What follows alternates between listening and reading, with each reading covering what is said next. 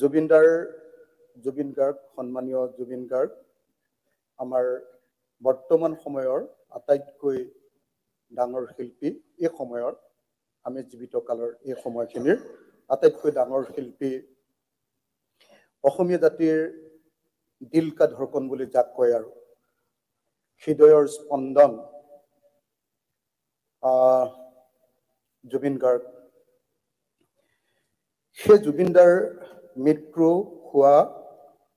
যাক মুখ্যমন্ত্ৰীয়ে হত্যা বুলি কৈছে, সেইটো আজি হ'ল 2 মাহ 7 দিন। 2 মাহ 7 দিন আজি চলি আছে। 19 ছেপ্টেম্বৰত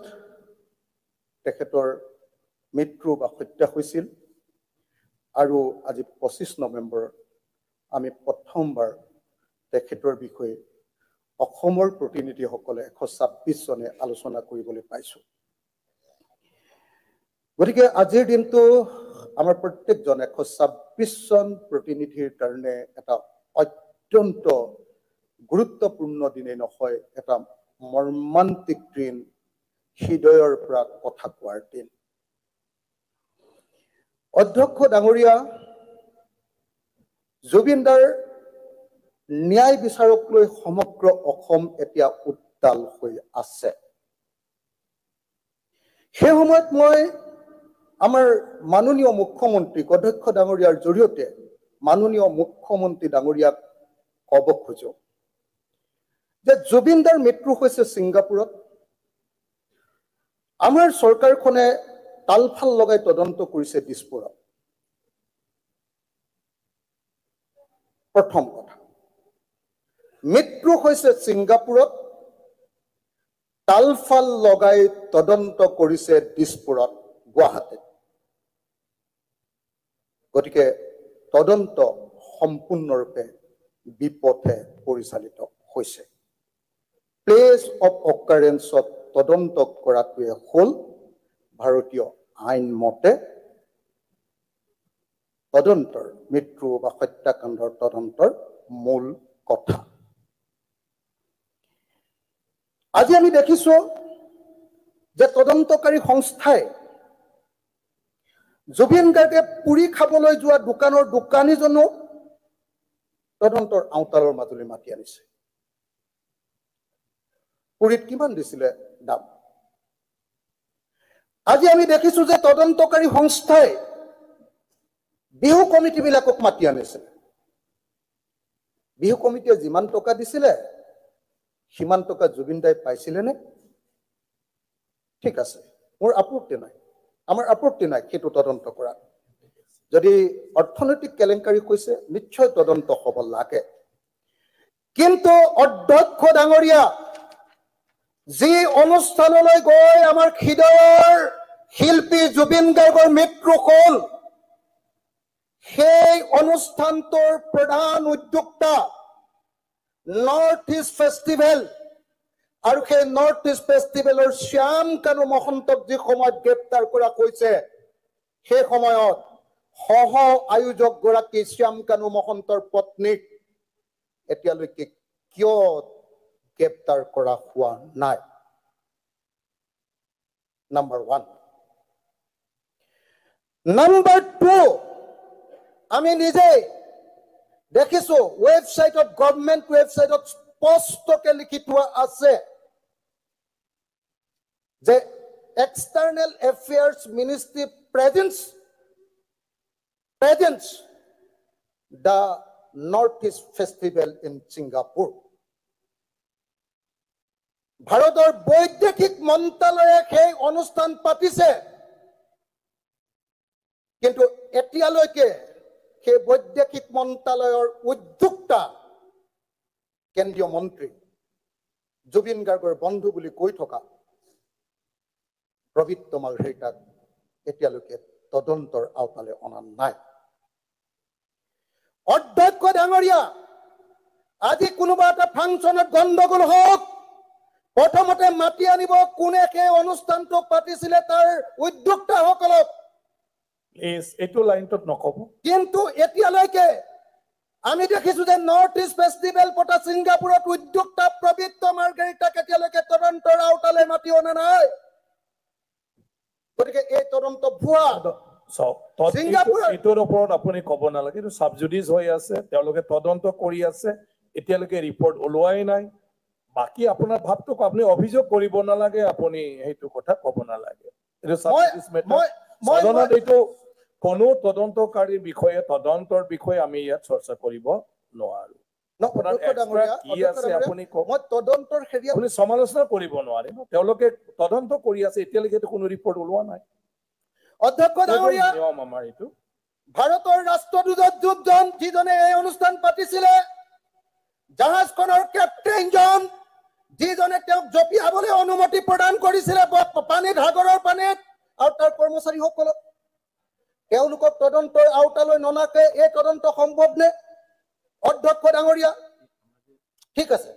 আমি জানিব লাগে অধ্যক্ষ ডাঙৰীয়া আচলতে সেইদিনা ছিংগাপুৰত হৈছিল কি জুবিনদাৰ ক্ষেত্ৰত ছিংগাপুৰত হৈছিল কি সেইদিনা 19 ছেপ্টেম্বৰ তাৰিখৰ দিনা এই আচল মুহূৰ্তটো আমি এতিয়ালৈকে তাৰ ভিডিঅ' দেখা নাই কতো যে সময়ত জুবিন দাই শেষ নিশ্বাস ত্যাগ কৰিছিলে তাৰ আচলতে হৈছিল কি আমি দেখিছো যে তেওঁ জপিয়াইছে তাৰ পাছত খুলি লৈ জপিওৱাটো আমি দেখা নাই খুলি লৈ পৰি থকা অকনমান ফটো এখন দেখিছো তাৰ পাছত তেওঁ যেতিয়া মানে ফেৰি নোহোৱাকে কি কয় এইটো এই চুলাটো নোহোৱাকে লাইফ জেকেট নোহোৱাকে তেওঁ যেতিয়া সাঁতুৰি আছে হাতুৰি থাকি তাৰ পিছত তেওঁ কৰবাত উঠিবলৈ যত্ন কৰিছে বুলি শুনিছো সেই সময়ত কোনে কোনে তেওঁক সহায় কৰিলে সেই সময়ত কেপ্টেইনজনে সেই সময়ত তাৰ যিটো সেফটি যিটো টিমে তেওঁক উদ্ধাৰ কৰি লৈ আহিছিলে সেই উদ্ধাৰ কৰা টিমটোৰ সাক্ষ্য নোলোৱাকে এটা তদন্ত হ'ব পাৰে ৰেস্কিউ টিমটোৰ যিখন এম্বুলেন্সে তেওঁক হস্পিটেললৈ লৈ গৈছিলে সেই এম্বুলেন্সক সাক্ষ্য নোলোৱাকে এইটো তদন্ত হ'ব পাৰে অধ্যক্ষ ডাঙৰীয়া আগতে সদায় কোমপন্থী বিলাকে কয় তেওঁলোকে কৰি আছে তো আপুনি কোমপন্থী বিলাকে কয় অনাৰেবল মেম্বাৰ বলে ৰাছিয়াত অধ্যক্ষ মহোদয় আমাৰ যেটো স্পিৰিট অল পাৰ্টি মিটিং তাই স্পিৰিটটো মেইনটেইন কৰিলে ভাল হয় আজি এই কাৰণে মই কৈ আছো আপুনি অনাৰেবল মেম্বাৰ সদনৰ কিবা আপুনি বুজিব লাগিব আমি তদন্তকাৰীৰ ওপৰত তদন্ত চলি থকাৰ ওপৰত আমি একো কথা সদনত আলোচনা কৰিব নোৱাৰো আৰু আপোনাৰ হিতৰ কাৰণে সুযোগ আছিলে কমিশনৰ আপুনি নিজে দিব পাৰে আপোনাৰ তাত যিখিনি তথ্য আছে এতিয়া আপোনাৰ লগত কোন কোন আছে যিবিলাকৰ লগত কথা পাতি আপুনি সব জানিছে এই কথা আপুনি তদন্তকাৰী দলক দিব পাৰিব কিন্তু আমি ইয়াত মোক কথা কেইটামান ক'বলৈ দিয়ক অধ্যক্ষ ডাঙৰীয়া ঠিক আছে ক'বলগীয়া বুলি কেইটামান কথা আপুনি ইয়াত অধ্যক্ষ ডাঙৰীয়া আমি সকলোৱে জানো জুবিন গাৰ্গ অসুস্থ আছে অসমৰ মুখ্যমন্ত্ৰীও আজিকালি চিঞৰি কৈ থাকে জুবিন গাৰ্গ অসুস্থ আছিলে জুবিন গাৰ্গে পানীৰ ওচৰলৈ যাব নোৱাৰে জুবিন গাৰ্গে জুইৰ ওচৰলৈ যাব নোৱাৰে এইবিলাক আপুনি সবৰে নিজৰ ভাৱ এতিয়া আপুনিও জানিছিল আপুনিওতো বাধা নিদিলে এইটো কথাটো তদন্ত নহয় আপোনাৰ ভাৱ অধ্যক্ষ ডাঙৰীয়া সবৰে নিজৰ ভাৱ অনাৰেবল মেম্বাৰ এই বিষয়ে যদি হয় আপুনি আৰু ক'ব নালাগে অধ্যক্ষ ডাঙৰীয়া জুবিন গাৰ্গ বিষয়ে আপুনি ক'বলৈ দিলে মই আঁতৰি দিলো সব তাৰ পৰা মই আঁতৰি দিলো আপুনি নিজে দেখিলে মই এতিয়া বেলেগ এটা কথা ক'বলৈ কোনো বাহিৰা কথা অধ্যক্ষ ডাঙৰীয়া কাকো মানে সমালোচনা কৰিব নালাগে আপোনাৰ ভাৱটো কওক অধ্যক্ষ ডাঙৰীয়া আপুনি মোক তদন্তৰ কথা নকবলৈ ক'লে মই আঁতৰি দিলো কাৰোবাৰ তদন্তৰ ওপৰতে ক'বলগীয়া আছে এইটো ইয়াত নহয় ডাঙৰীয়াৰ ওপৰত আপুনি ক'ব প্লিজ অনাৰেবল মেম্বাৰ ৰুলৰ লগত যাব লাগিব নিয়মৰ লগত মানে মই এতিয়া অসুখৰ কথা ক'বলৈ লৈছো জুবিনদাৰ অসুখৰ কথা আপুনি কওক নে ক'বলৈ লৈছো আপুনি দিয়া নাই একো মোক আপুনি কিয় এনেকুৱা আৰ্গুমেণ্ট কৰে আপুনি চক আপুনি আৰ্গুমেণ্ট এনেকুৱা কৰিব নালাগে অধ্যক্ষ ডাঙৰীয়া ছিংগাপুৰলৈ যেতিয়া গৈছিলে অসুখীয়া জুবিনদা তেতিয়া তেওঁৰ লগত কিয় প্ৰট'কল অফিচাৰ এটো যেহেতু গভৰ্ণমেণ্টে পাতিছিলে কিয় তেওঁৰ লগত প্ৰট'কল অফিচাৰ নাছিলে তেওঁ কিয় ৰাজ্যিক অতিথিৰ মৰ্যাদা দিয়া হোৱা নাছিল কিয় তেওঁক অকলে সাগৰত জাপ মাৰিবৰ কাৰণে আমাৰ গোটেই এফাৰেষ্টাৰ্ছটো থকাৰ পাছতো চৰকাৰ থকাৰ পাছতো কিয় তাত জাপ মাৰিবলৈ অনুমতি দিয়া হৈছিলে অসমৰ আটাইতকৈ এই সময়ৰ ডাঙৰ সম্পদটোক কিয় এনেকৈ আলৈ আথানি কৰা হৈছিলে অসুস্থ জুবিন গাৰ্গৰ লগত চৰকাৰে কিয় এজন ডাক্তৰ যেহেতু তালৈ গৈছে তাত কিয় এজন ডাক্তৰৰ ব্যৱস্থা কৰা নাছিলে এটো জুবিন গাৰ্গৰ প্ৰতি অন্যায় জুবিন গাৰ্গৰ প্ৰতি নেগলিজেন্স জুবিন গাৰ্গৰ প্ৰতি অনিহাৰ লক্ষণ হয় নে নহয় অধ্যক্ষ ডাঙৰীয়া এই প্ৰশ্নৰ জবাব আজি অসমৰ মুখ্যমন্ত্ৰীয়ে অসমৰ মানুহক বিধানসভাত জনাব লাগিব অধ্যক্ষ ডাঙৰীয়া মোৰ হাতত এই আইনখনৰ কপি আছে আমি লেজিসলেটৰ হয় আমি আইন ৰচনা কৰোঁ এই আইন কেন্দ্ৰীয় পাৰ্লিয়ামেণ্টে ৰচনা কৰিছে দ্য ভাৰতীয় নাগৰিক সুৰক্ষা সংহিতা 2023 আগৰ যিখন আইপিসি আছিলে আইপিসিখন আজিকালি দ্য ভাৰতীয় ন্যায় সংহিতা 2023 বুলি কৈছে আৰু আগৰ যিখন চিআৰপিসি আছিলে এইখনক আজিকালি বিএনএছএছ 2023 বুলি কয় ইয়াত স্পষ্টকৈ লিখা আছে যে যদি বিদেশত কিবা এটা ঘটনা ঘটে তেতিয়াহলে তদন্ত কৰিবৰ কাৰণে ইয়াত এটা সেকশন আছে সেকশন 112 ত স্পষ্টকৈ কৈছে যে যদি বিদেশত কিবা ঘটনা ঘটে তেতিয়াহলে আমাৰ ভাৰতৰ যিখন কোৰ্টত এই কেছটো আহিছে সেই কোৰ্টে লেটাৰ্স ৰোগেটৰী বা লেটাৰ অফ ৰিকুৱেষ্ট পঠিয়াব লাগিব থ্ৰু কোৰ্টে পঠিয়াব লাগিব সেই ক্ষেত্ৰত ঘটনা ঘটিছে তাৰ কোৰ্টলৈ নহলে তাৰ কম্পিটেন্ট অথৰিটিলৈ যদি আপুনি মোক সময় দিয়ে তেতিয়াহলে এটো 5 লাইন মান আছে মই গাই দিব পাৰিম নেকি মোক যদি সময় দিয়ে বেছি সময় মই নলওঁ আৰু আজি যেহেতু গোটেই দিনটোৰ কাৰণে এই আলোচনা মই মাত্ৰ বাক্য গাই দিলে 1 মিনিট আৰু কওক 1 মিনিট কম নহয় মই 1 মিনিট এটো গাম তাৰ পিছত তো ঢেৰ কবলগীয়া আছে নহয় এটা সময়ৰ কথা কাৰণ মই হেৰি আনিছো মই আমাৰ বহুত স্পিকাৰ আছে কোনো লিমিটেশন আমাৰ বহুত লিমিটেশন নাই সব প্লিজ মোক কবলৈ প্লিজ ইয়াত কৈছে letter of request to competent authority for investigation in a country or place outside India if in the course of an investigation into an offense an application is made by the investigating officer or any officers superior to rank to the investigating officer that evidence may be available in a country or place outside India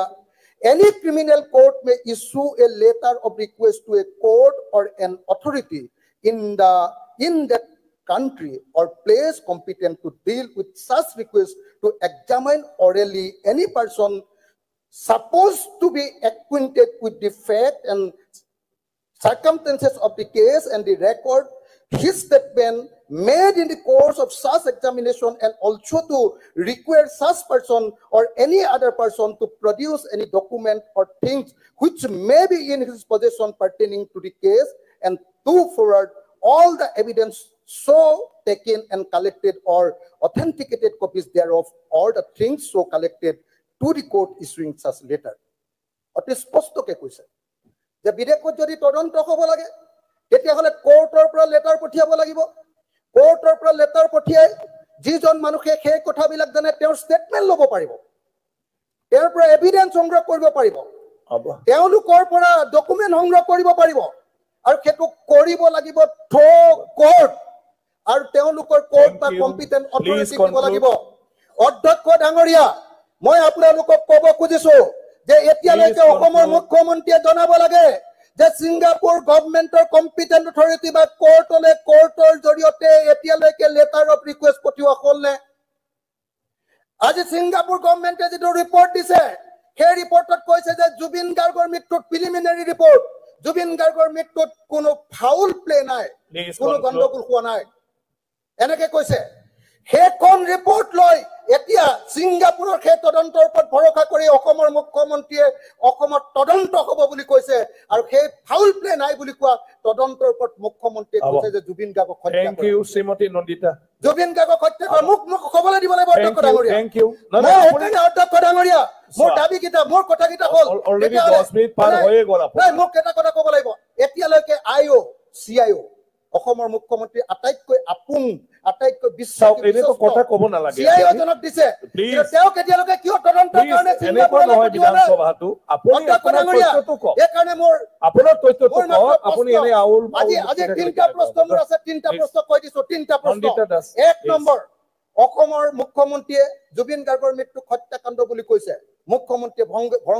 ভৰসা কৰা Singapore police ফৰ্চে এই মৃত্যুত কোনো অনিয়ম foul play নাই বুলি স্পষ্ট কৰিছে তেনেহলে কি তথ্য প্ৰমাণ সাক্ষ্য আৰু দলিলৰ আধাৰত মুখ্যমন্ত্ৰীয়ে জুবিন গাৰ্গৰ মৃত্যুক হত্যাকাণ্ড বুলি কৈছে আজি সদনক সম্পূৰ্ণৰূপে জনাব লাগিব